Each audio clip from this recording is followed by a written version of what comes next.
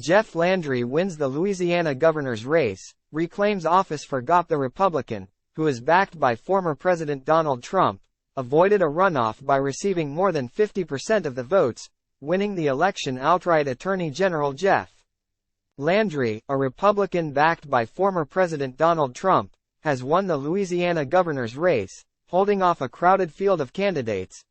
The win is a major victory for the GOP as they reclaim the governor's mansion for the first time in 8 years. Landry will replace current Governor Bel Edwards, who was unable to seek re-election due to consecutive term limits. Edwards is the only Democratic governor in the Deep South.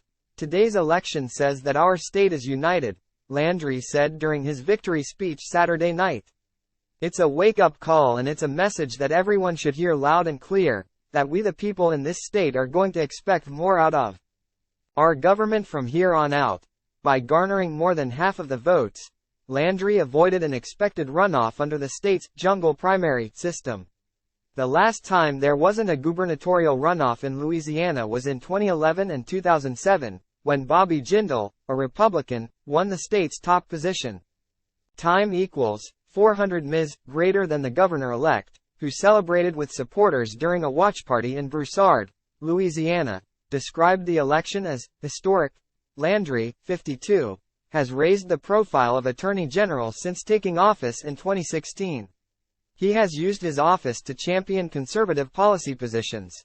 More recently, Landry has been in the spotlight over his involvement and staunch support of Louisiana laws that have drawn much debate, including banning gender-affirming medical care for transgender youths, the state's near-total abortion ban that doesn't have exceptions for cases of rape and incest, and a law restricting youths' access to sexually explicit material in libraries, which opponents fear will target LGBTQ+ books.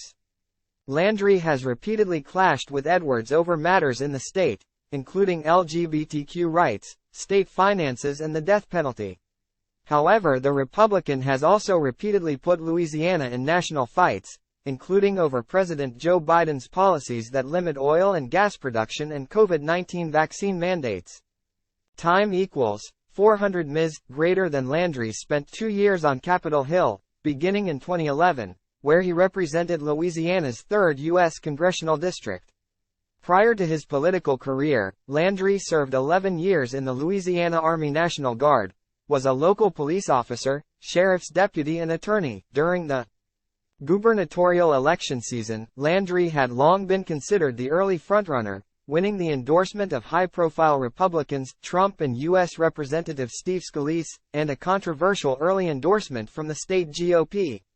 In addition, Landry has enjoyed a sizable fundraising advantage over the rest of the field throughout the race. Time equals 400 Ms. greater than Landry has made clear that one of his top priorities as governor would be addressing crime in urban areas.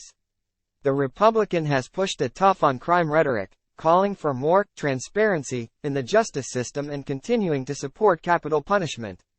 Louisiana has the nation's second highest murder rate per capita.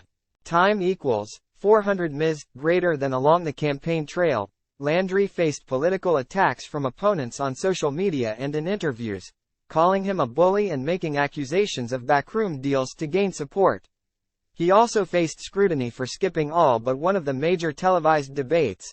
Among other gubernatorial candidates on the ballot were GOP State Senator Sharon Hewitt, Hunter Lundy, a Lake Charles-based attorney running as an independent, Republican State Treasurer John Schroeder, Stephen Waguespack, the Republican former head of a powerful business group and former senior aide to then-Gov.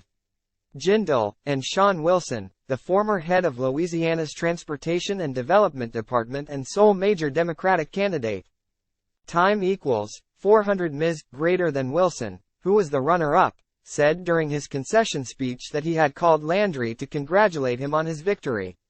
The Democrat said during their phone call, he asked the governor-elect to keep Medicaid expansion, increase teacher pay and educate our children the way they need to be educated.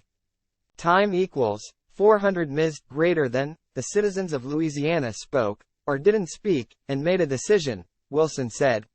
Also on Saturday's ballot were 5 other statewide contests and 4 ballot measures, LT. Government Billy Nungesser won re-election Saturday night, but other races won't be decided until November. One closely watched race is for Attorney General, which holds the highest legal authority in the state's executive branch.